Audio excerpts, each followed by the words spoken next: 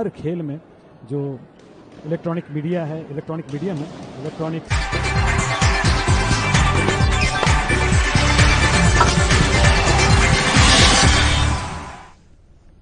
Hello and welcome. You're watching Sports News with me, Munun Bhattacharya. Let's get started with the headlines. Golfer Jyoti Randhawa arrested on charges of poaching from Bahraich in Uttar Pradesh. Further investigation underway in the case.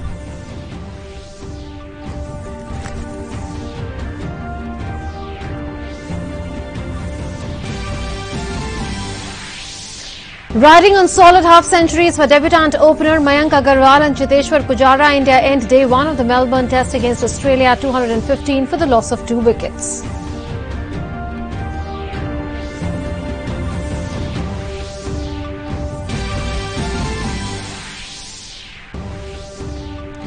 And in Premier League, Liverpool are out to preserve their 4-point lead at the top of the Premier League when they face Newcastle. Manchester City travel to Leicester, Man U and Chelsea in action. Our top focus on this evening, international golfer Jyoti Randhawa has been arrested by the Uttar Pradesh Forest Department for poaching. Interrogation and further legal action is being carried out by the DFO Katarnia Ghat and his team. As for preliminary information received, Jyoti Singh Randhawa and Mahesh Virajdar have been arrested in a poaching case in Motipur, a range of Katarnia Ghat. A vehicle, weapon and other equipment along with wildlife articles have been seized. A skin of a wild boar, range finders, binoculars and a gun registered in Randhawa's name have also been recovered from his vehicle. And now news from India's tour down under.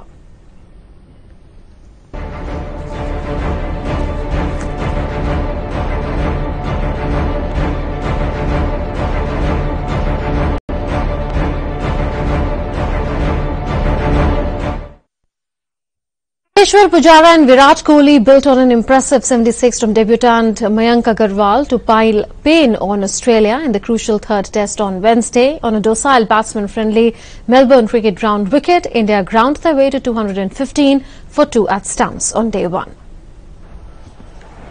India made the most of their good fortune of winning the toss on a flat pitch on Boxing Day, with Mayank Agarwal and Hanuma Vihari making the most on a flat pitch in Melbourne. Australia managed to keep a check on the run rate right through, but found the aspect of wicket-taking to be a tall task. The makeshift opener Hanuma Vihari did not make many runs, getting just 8 of 68 balls in his 40-run stand with Agarwal, but they batted out 18.5 overs. India's longest opening stand in terms of ball faced in Test cricket across Australia, New Zealand, England and South Africa since December 2010. The combination of Agarwal and Vihari was India's 6th opening pairing in 2018 and 5th in 11 overseas tests this year. Agarwal kept the scoreboard ticking after a watchful initial period, reaching his maiden test half-century of 95 balls. Chiteshwar Pujara and Agarwal were able to add 83 for the second wicket. Agarwal kept taking the spinners on to put Australia under pressure, with Pujara remaining solid at the other end. He however fell at the stroke of tea, with Cummins forcing him to glove a short ball to the keeper. While that came as a boost for the host before the break, little went their way after that as Virat Kohli came out looking positive. Australia found some spice with the second new ball, where Mitchell Starc was unfortunate to see Kohli being dropped on 47 by Payne late in the day. However, Kohli rode through similar fortunate moments to add an unbeaten 92-run stand with Pujara and help India end on a strong note. Kohli was unbeaten on 47 at stumps with Pujara on 68. Sports Desk, GG News. And for more on this, we are joined by correspondent Tapas Bhattacharya with his perspective on the third test. Good evening, Tapas. India had gone into this third test match on Boxing Day without an experienced opener, because we know that how both the openers KL Rahul as well as Murali Vijay were axed because of poor performance. Would you say that the performance of Mayank Agarwal was as surprising as it was impressive? Well, it is not surprising, but at the same time, you would have to give credit to Mayank Agarwal, the way he batted. He took on the Australian bowlers and made sure that he doesn't lose his wicket in the first hour or so. And from then onwards, it was what you call a smooth sailing, because at the end of the day, he made sure that if the ball is there to be hit, he will hit it. If there is ball is there to be defended, he will defend it. The idea is very simple: not to lose the wicket. At the same time, make sure the runs are coming off, and that's what he did. Hanuma Vihari on the other hand, the other opener, made sure that he blocked most of the deliveries. He scored 8 runs and played 66 deliveries. So they kind of did. Hanuma Vihari was a perfect foil for Mayank Agarwal. Here was a guy who was stroking the ball quite nicely, and Hanuma Vihari on the other hand was making sure that the Aussie bowlers get tired of, and that's one of the reason why we saw quite early. In fact, within the 10th over, Nathan Leon being introduced in the attack. So for that, you have to give credit to both these players. There was a lot of weight on both of them. It was said that how will these two will be able to cope with it. Remember, Hanuma Vihari is not an opener. Mayank Agarwal is also not an opener. Though Mayank Agarwal at times have opened from his home team in the Ranji Trophy, but they do not have the experience of opening the innings. And in a situation where it was a must-win game for India, this is the third Test match with earlier 2 matches being going to both the sides. So it was a must-win game for India, and these two actually put up their hands and said that yes, we are here to be counted, and that is what they did. Okay, so we've spoken about the performance of Mayank Agarwal as well as of Hanuma Vihari, and you are saying that the credit should be given to both Mayank for the kind of performance that he put in today, and Hanuma Vihari for the kind of resilience that he showed today. But what would you say of the performance of Pujara? Pujara, we know, has been in good nick in this series after having scored a century at Adelaide, the test that India won. So once again among the runs, Cheteshwar Pujara? Once again among the runs, and if he has another 5 innings to go. This Test match he has two innings, and the Sydney Test match will have another couple of innings. So he has basically 4 innings to make sure that he has the best Australian tour ever for an Indian. So he would like to make the most of it. He's already looking forward to having a century in the MCG. MCG is not a place where Indian have what you call happy memories. The last time India probably won a test match was way back in 1981. So for the last 37 years, India didn't have a single win at the MCG. So if Cheteshwar Pujara managed to convert his half century into a century, and Virat Kohli is also at the same time in the crease. If these two can manage to take India's score to, let's say, 450, there is a lot of chance that India may be able to break that jinx of MCG, and who knows that we may have a Australian series win under our name. But that's the long way to go. But as of now, 215 for 2.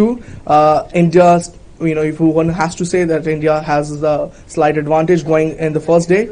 Second day will be very crucial. If India can manage to get that 450-run lead in the first innings, it will be very difficult for Aussies to come back. They do not have the batting manpower to surpass this lineup. So as of now, advantage India.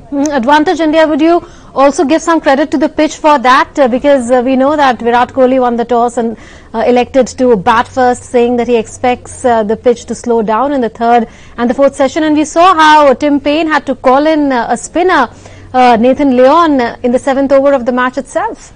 You would say that when you asked me this question, I was almost I was quite happy for the simple reason that for a change, Virat Kohli's understanding of the pitch came true. When the toss happened, there was a 10 millimeter of grass on the pitch, and a lot of people thought that this pitch may just do some interesting tricks when the match goes on. Unfortunately for Team Paine, and fortunately for India, Virat Kohli read the pitch quite well, and he felt that apart from that, greenish nature and the grass, there is an underlying dryness in the pitch, and that will make it very difficult to bat in the second as well as in the last inning. So he took the call, he won the toss, so that was first thing, and then he opted to bat first, and that is where India will consider themselves very lucky, for the simple reason, if India managed to get a decent enough score, it will be very difficult for Aussies to bat on the fourth and the final day on this pitch. It's already showing a variable bounce. If the ball is pitch on line, there's always a chance of LBW or your stumps being rattled. So those are the options that Indian team will definitely like to explore as the match goes. India has a good pace battery option, and it will be a Herculean task for the Aussies to manage the likes of Jasprit Bumrah and Ishant Sharma. Both has a tendency to hit the deck hard, and if they can keep the line and length immaculate, we may just see a very different ball game altogether. Absolutely. So advantage India at the end of day one of the third test. Remains to be seen if India can sustain that advantage, and a lot of challenges for the Australian side, as you put it. Thank you so much, Tapas, for your perspective. Dale Steyn has become South Africa's leading test wicket taker by dismissing Pakistan's Fakhar Zaman in the first test at Supersport Park Centurion.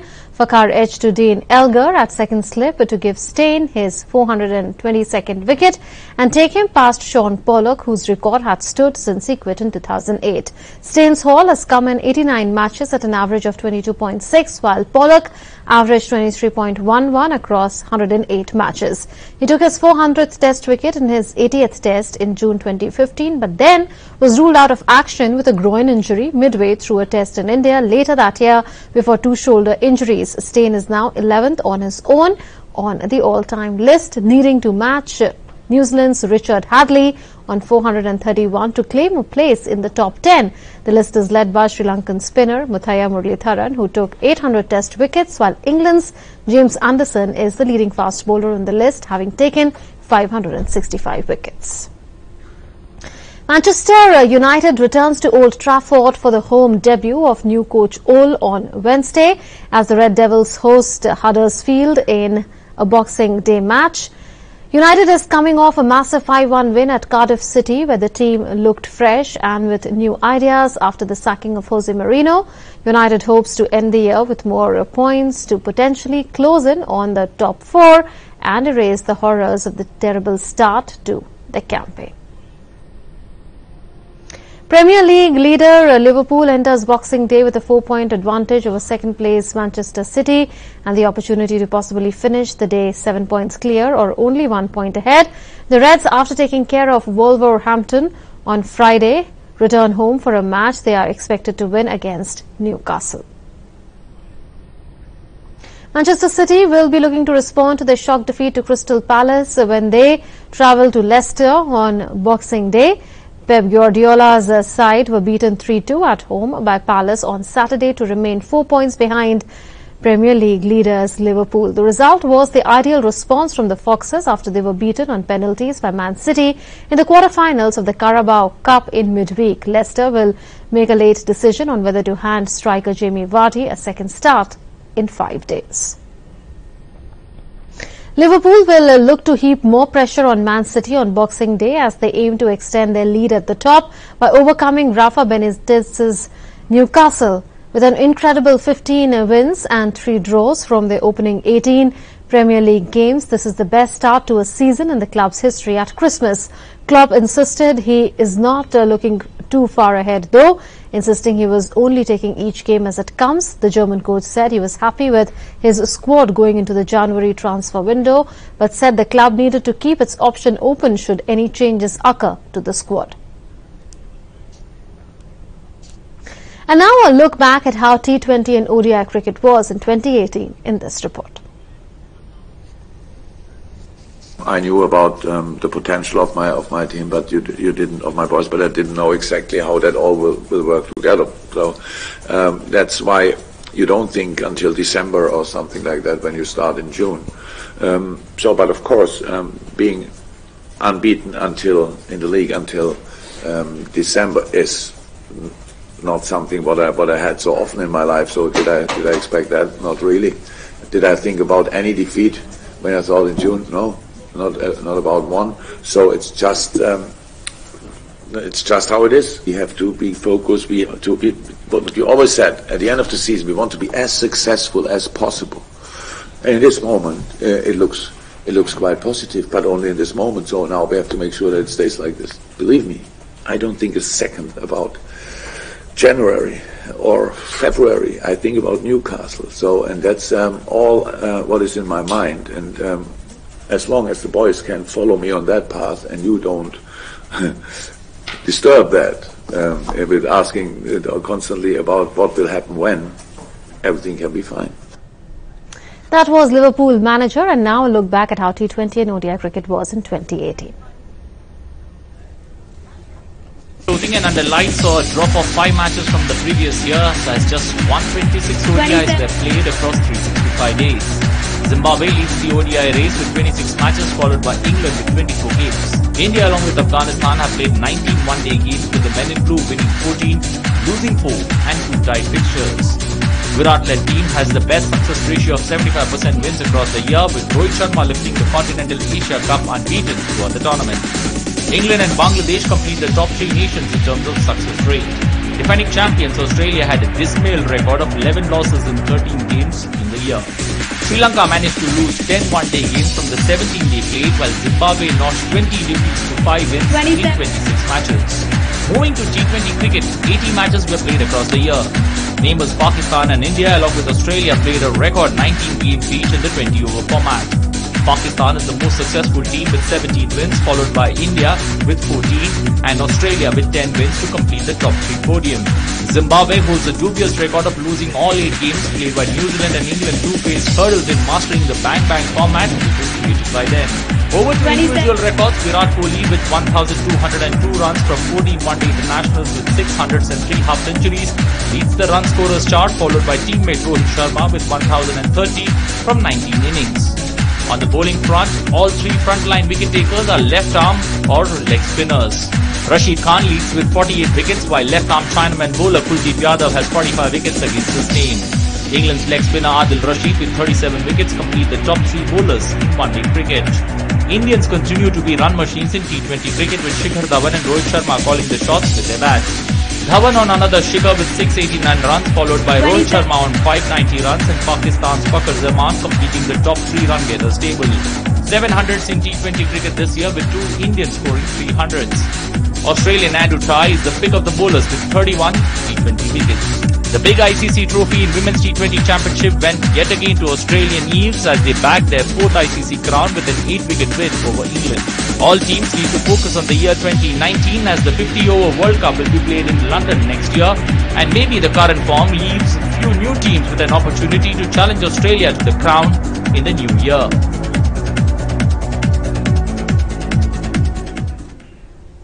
That's it then on this edition of the News Bulletin. Until we meet again, it's a goodbye. Thanks for watching. Namaskar.